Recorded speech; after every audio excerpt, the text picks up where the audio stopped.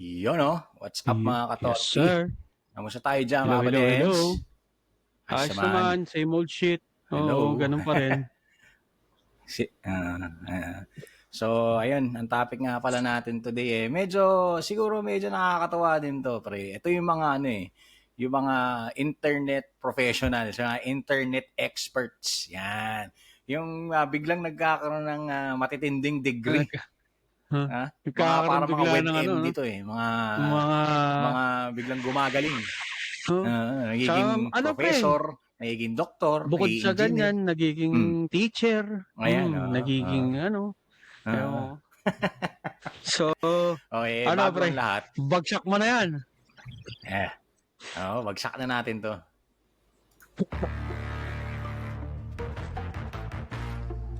It complicates things more. Shots fired na naman ng mga tatamaan dyan. Depressed daw siya, Tapos pre, nagawa pang umiyak sa camera ang walang hiya. Oo, masasabi ko dyan, pakyo kayong lahat. Let's get ready to rumble!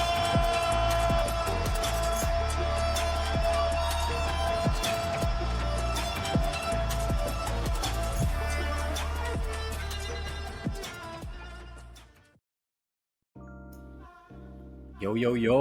What's up mga Yo, yo. katotpi? Kami po ay nagbabalik na naman. And bago tayo lumayo, kami nga pala ang The Opinionated Titos Podcast with me, Boss Lots, ang tito niyong medyo galit lang. Oo, at ako naman si Papa Dencho.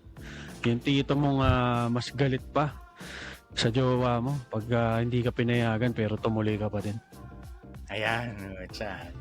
At ito na nga, Papa Dens, katulad nga ng sinabi ko sa ating intro, yung yung mga biglang gumagaling, biglang nagiging eksperto pagdating Yes, sir. sa mga bagay-bagay sa internet, Ako? internet comments. Ang daming ganyan, pre. Parang yung line sa last episode natin, pre. Di ba? Parang yung eksperto pre. sa eksperto sa parking. Yan. Ay, nako, naaalala ko na naman yan, pre. Risk May mga assessment. Wow, daming- parking lang. Ang daming alam. daming ebas, putang ina. Ang daming Pero ito, pre, sa- yung ano natin ngayon, pre, tungkol to dun sa mga Pero alam mo kasi, pre, minsan, naisip ko lang hindi ko rin siguro parang nafi-feed din kasi siguro yung nila, siguro frustrated sila. So yan, speaking of, puta, namatay na yung ilaw ko. Anyway, brown out na, brown out. no, ito, adjust ko na lang to. Yan.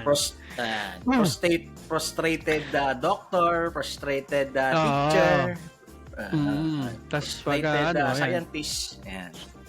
minsan kasi alam mo yun, hindi mo rin ako kasi for me, hindi naman ako na natatawa lang ako.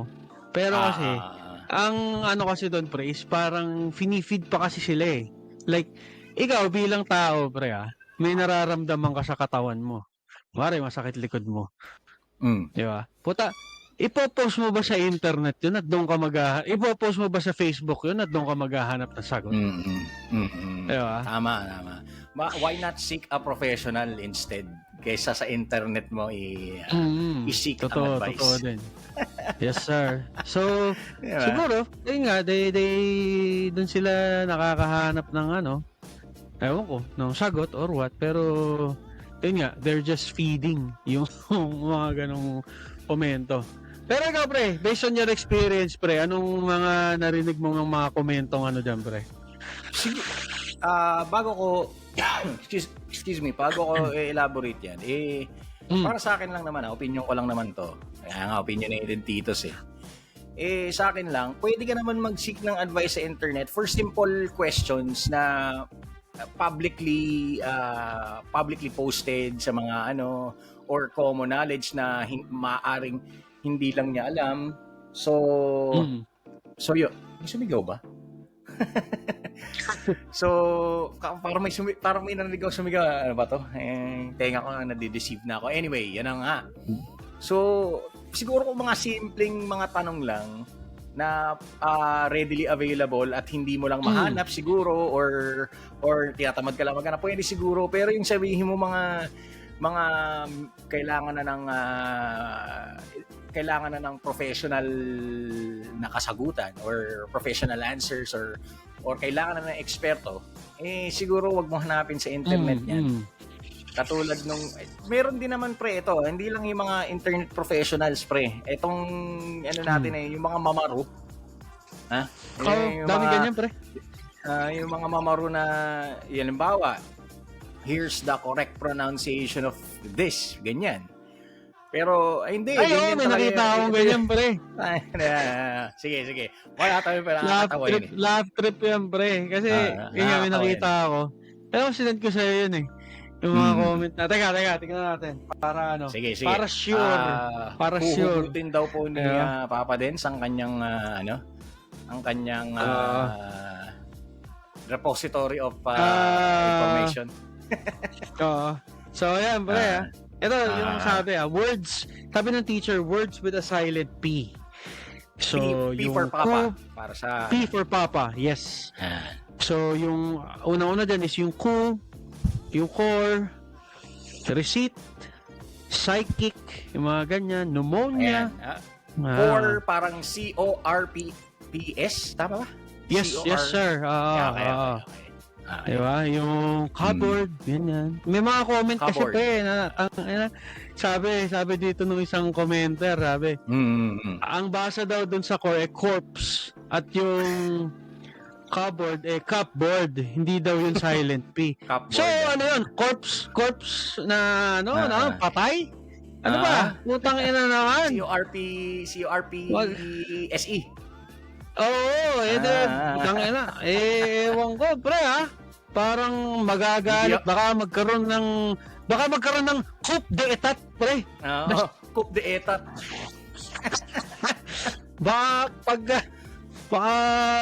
pagalit ang ating mga sundalot mga militar dahil pag sinabi mong corpse baka iniisip patay na sila Isa corpse imbis na core naging corpse na sila agad. Oo, pre, pinatay agad, pre. Tapos may nag-comment pa, pre. Oo. Hindi pa sila corpse. Pinatay nyo agad pre, sabi, turuan mo na maayos, ma'am. Cupboard, corpse at coop. Hindi kasama dyan. Nagpataka ka lang ba? Parang, tangina mo, ito professional na teacher to. Most likely, mukhang sa public school siya nag-aaral. So ito, pumasa to ng board exam para sa mga teacher. Feeling ko kasi pre, yung iba parang nang totroll na lang. Hindi ko sure hindi natin sure kung legit silang ganyang kaing-ing o ito nang totroll lang sila. Pero wag kayo man totroll kasi okay lang naman yung mga troll-troll pa minsan-minsan. Pero ang mga seryosong usapan na parang dinidemean nyo ang isang guro, isa sa mga isa sa mga marangal na profesyon yan, pre. Yung ibang mga guro nangingibang bansa para maano ng sweldo. Pero meron pa rin mga ulirang guro sa public school na kahit pababa di ba? Kahit pababa ang sweldo nila, pinaglalaban pa rin nila na magkaroon ng education ng mga kabataan, especially yung mga maralitang kababayan. Tapos bababuin nyo na parang ang tali-tali. Parang kasing ang dating sa akin, pre, ako nang totroll sila, parang ang talino nyo naman, para mangganyan kayo. Hindi nyo ba alam na, di ba, nag-educator yan na, nagtsatsaga. Actually, pre, kahit yung mga nasa private, underpaid yung mga yan, pre. Di ba? Totoo. Lalo yung mga nasa private, pre. Parang I'm not saying, pero... Pero kung bukod sa sobrang lalaking universities na private, ibang usapan yun. Pero let's say yung mga elementary, yung mga sa mga lugar-lugar lang na mga private school, underpaid yung mga yan, pre. Diba? Kumbaga parang kung nantotroll kayo, siguro sa ibang araw na lang kayo sa ibang post na lang kayo mag-troll. Siguro yung mga corrupt officials yan, siguro pwede nyo i-troll. Yun ang i-troll nyo. Yung ibang opisyalis may pinag-aralan pero parang para sa corruption nag-iibang ano eh. Anyway, that's besides the point. Ang sinasabi lang namin mga professional 'yan at kung nang joke time kayo bigyan naman natin ng respeto ang mga ano ko doon, pre. guro. Anyway, Ang ano ko doon, sa sinasabi mo, pre, yun nga, bigyan na ng respeto. Pero kung sakaling hindi kayo nang totrol, sobrang bobo mo. Ba, umayan ka man, baka gusto mong sumama sa eskwela nung anak mo mag-aral ka ulit. Oo. Parang yung dahil ang spelling ng wallet W-A-L-L-E-T. Dapat ang balay pronounce as ballet. Ballet. Tsaka yung yung buffet, dapat buffet na din pag oo. So, ayun nga, hindi naman natin pero again, yun nga, English itself. Kumbaga, aside, syempre, mayroong mas complex language pa, di ba? Pero kasi, English itself is complex in its own way. Hindi naman tayo, hindi naman natin yan native language Diba? Oo, totoo. Pero, as a Filipino, second language natin talaga yan. Given yan. Hindi primary, Pero, di ba pre, yun nga lang tawag dito, yun nga lang na Tagalog o o Filipino hindi pa minsan hindi pa nakakapasa yung ibang estudyante di ba? English actually, pa pre, na sa totoo lang pre, mas complex ang Tagalog. Kasi kung talagang aaralin mo yung Tagalog, which ako ayoko. Siya, sobrang complex niya, pre. Yun nga lang pre, ito pa isa pang diyan nakita ko. Yung Tagalog ng noun is pangalan. Ngalan. Diba? Parang kino-correct nung iba na, ma'am, hindi po kasi kung merong hindi nakakaalam ng correct spelling ng noun sa Tagalog na pangalan is P-A-N-G-N-G-A-L-A-N. Pangalan. Hindi siya pangalan na name. Pag sabi mo pangalan, P-A-N-G-A-L-A-N, pangalan yun. Your name. That's pangalan. Pero pangalan, ibig sabihin, pangalan dun sa bagay na to. Oo. Diba? Tama. Yan. Medyo shoutout na naman sa ating internet provider. Sabi nga natin, yung mga eksperto na naman ang internet. Shoutout, pre. Sige, shoutout. Napuputol ka pa. Tsaka, napuputol ang internet ko. Puta, shoutout na naman sa letter C na internet provider. Tangina mo, baka naman. Oo, katunog ng call center na na-acquire na ng ibang kumpanya. Ayan. Hindi ko alam pre. Bagong information sa akin. Iba nabili na yun. Iba ng may-ari na. Okay. Pero yun nga, again, going back to the topic. Libre naman, halos lahat ngayon may cellphone. Wala ka mang wifi sa bahay mo, most likely may data ka. O nagpapaload ka ng data. Puta, libre na mag-research sa internet. Tama. Bago mo gawing bobo yung sarili mo, mag-research ka muna para hindi nakikitang bobo ka talaga. Para di halata masyado, Diba? Kasi alam mo yun nga yung ko, pre. Yun nga yung isang sinasabi ko, pre, na nung panahon natin, pre, information, yes, there are books, yes, there are journals na you can gather information para, alam mo yun, tumaba-taba naman yung utak mo. Magkaroon ng sustansya. Oo, pre. Pero at this point in time, putang ina, halos lahat may cellphone, halos lahat may internet. Libre lang yan. Putang ina, mag-search ka sa internet. Di ba? Do your own research. Oo, pre. Kaya alam mo yun, parang, yun yung isang, yun yung isang, ewan ko bakit hindi minamaximize ng mga tao ngayon. Na yan ang internet sa harap mo. Kaysa Facebook ka ng Facebook, kaysa TikTok ka ng TikTok, putang ina mo, magbasa-basa ka. Tama naman din. Mag-ano rin tayo, kumbaga, magkaroon din tayo ng, hindi lang yung, kung ano lang yung nabasa sa internet mo, yun ang, yun na kagad yun. Hindi.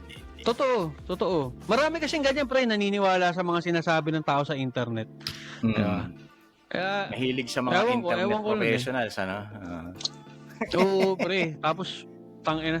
Alam mo yun, libre. Again, guys, putangina, libre lang magbasa sa internet.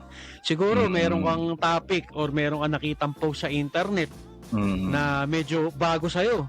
Nagbasa ka ng comment. O medyo yung iba, gumagamit ng malalalim na English. Hindi porke gumagamit ng malalim na English yun, tama na siya agad. Putangina, again, mag-research ka kung bago Parang sa'yo yun. Parang babalik na naman yan sa last episode, Hindi kailangan ng big words para maging matalino, di ba? Gamitan Yun mo lang rin naman ng yun, pre. konting common sense. Oo. Don't Kasi believe actually, anything pre, you read in the yung- internet, ika nga. Yes, sir. Not unless Hindi porke... it's reliable kung fact na yan, source. oo, or reliable. Putang ina, mamaya, sa ano ka lang naman dun sa mga putang inang mga vlogger at mga content creator na wala namang kakwenta-kwenta. Again, yun nga, kung pare, yun na nga kung yung mga ganun nasusupport nyo, yung mga kabobohang vlog, siguro naman, tangin na mag-invest din kayo sa sarili nyo, magbasa kayo. Di ba? Parang Libre lang yan, again. Tangin na, parang na ako nangangaral dito. Medyo may Putang ina.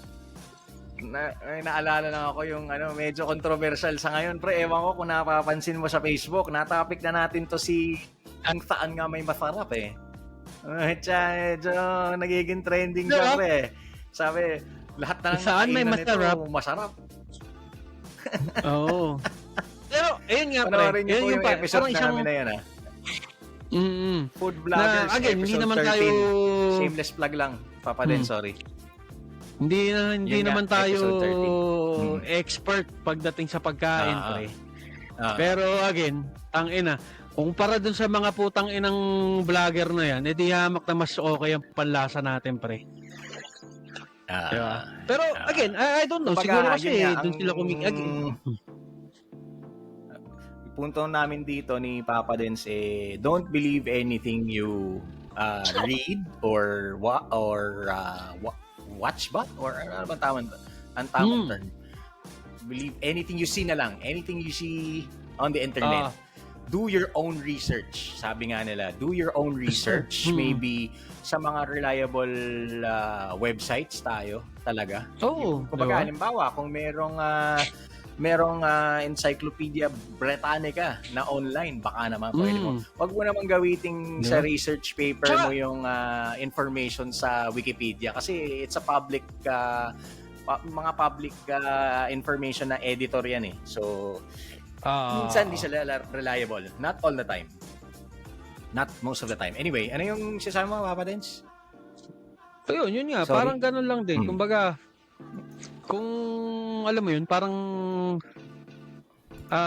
nagiging mangmang for lack of a better term na parang tangina dahil sinabi ni ganito, dahil sinabi ni ganyan, doon ka na maniniwala na parang Kese Hoda. again, 'di ba? Again, tangina, merong kang kung wala man kayong computer, meron kang cellphone for sure. Ayan. Totoo. Diba? Totoo. Kung wala kang cellphone personally, isa dyan sa household nyo, merong may cellphone dyan. Do your own, mag-research ka. Parang ganyan. Parang kagaya nga nun, pre. Let's say, for example, dati, nung panahon natin, pre, may mga cellphone naman, pero pang text and call lang, di ba? Pero kumbaga, it's harder to find ways para may makuha kang, kunwari may assignment ka. Ang hirap. Kasi either kailangan meron ka ng libro or kung wala kang libro, magpupunta ka ng library, basa ang libro doon. Again, ngayon, putang ina, pag may nahihirapan kayo sa kung ano mang assignment or kung meron man kayong suliranin na may bumabagabag sa'yo, putang ina, do your own research. Again, I'm not saying, kumaga, siguro, sabihin nila, contradicting doon sa sinasabi natin na huwag ka maniwala sa nakikita mo sa internet. Again, if you are finding resources dun sa reliable source sa internet, I don't think naman na magkakaroon ka ng kasi yung iba, inasa na lang sa Facebook inasa na lang sa putang ina. Masakit po ang aking tiyan, ano po kayang sakit? Putang ina. Oo, May diba? ano ka na, Tapos may meron pa yung stomach nakakatawang... cancer ka na. Oo, kasi nakakatawang meme na sabi doon, pwede na po ba magpa-anal ang 3 years ng separated? Sabi doon sa internet depende sa'yo kung gusto mong magpapuwet o ano.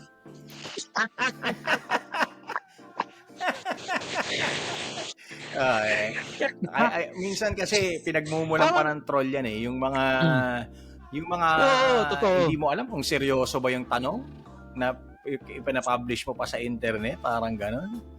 Di ba? You're asking for it eh. Kumbaga sa mundo ng mapanghusgang internet inihahain mo ang yung sarili para i-ridicule. Di ba? So, Yes, sir. Parang ganun. bakit hindi ka na lang siguro mag-Google? Mas mabilis siguro. Halimbawa, natatawa ako, di ko na maalala yung tungkol sa yung mga, kumbaga, nagtanong siya ng tungkol sa aso, tapos sinagot siya ng kagaguhan. Tapos sabi, seryoso naman po yung tanong. Pero pre, yung tanong niya, pwede niya i-internet yung pre, napaka-common. Ewan ko ba kung siguro he is asking or she is asking for it. Alam mo naman ang mapanghusgang mundo ng internet. So, yun na nga. Sabi nga namin, paulit-ulit na nga tayong nagsasabi, nangangaral na nga tayo na do your own research. Diba? So, or tsaka, kung yun sa mga kunwari, yun nga, kailangan ng expertise talaga. Let's say, medical yung tanong mo. Siguro it's about time na din. Kasi minsan, pagdating sa ganyan, sa medical, minsan okay ding mag-research ka, pero at times, may mga pangit na ano yun. Kasi, kagaya nun, masakit lang yung tiyan mo, dahil nag-research ka, kung ano-anong nabasa mo, may cancer ka na ngayon. Oo. Bigla kang naging upgrade from from a simple stomach ache. Oo. Na-upgrade ka na agad. Hindi naman masasagot ng internet yan eh. It's an analysis by a professional. Kailangan ka ma-diagnose ng maayos. Yes, sir. Kaya meron tayo yan. Hindi po nahuhulaan ng internet based on minsan based on symptoms, pero most of the time marami kasing magkakapareho ng symptoms. So it's best if you consult a professional, which is a doctor. Hindi po Dr. Kwak-Kwak ha. Hindi po hindi si Dr. Facebook. Internet doctor, si WebMD ha. Hindi po. Ang ano nga pre, 'di ba? Yun nga ang WebMD pag meron kang sasabihan ka lang niya ng initial na pwede mong gawin, pero at the end of the day, sasabihan ka pa rin niya na consult personally. May disclaimer pa rin. Yes sir, oo. Para ma-diagnose ka and magawa yung tests to be able to, properly diagnose you kung ano ba talagang ano. Pagdating sa ganun pero again, yung mga tipong regarding sa mga tamang salita, tamang pag-pronounce ng salita, putang na again, may internet, may YouTube pa nga pre. Sa YouTube tuturuan ka kung paano i-pronounce yung bagay-bagay. Diba? Yung mga baby nga tinuturuan ng mga sino nga ba to pre, yung mga favorite na panoorin ng mga bata, Sino yan, pre? Hindi ko alam, yung mga high five, yung mga ganyan pre. Wala na kasi ganun ngayon pre. Parang ngayon yata parang puro pero alam ko meron. Kasi parang nag-check ako nung kasi yung mga dapat ipapanood sa mga sa mga bata. Kasi syempre, alam mo naman may baby tayo, pero siguro matagal pa. Pero nag-check ako kasi hindi ko trip yung mga nauuso, yung mga kokomelo na yan. Parang I don't find it I don't find it. Siguro you can sabihin, di mo sabihin conservative ako, pero well again. Try mo alam mo surprisingly sa mga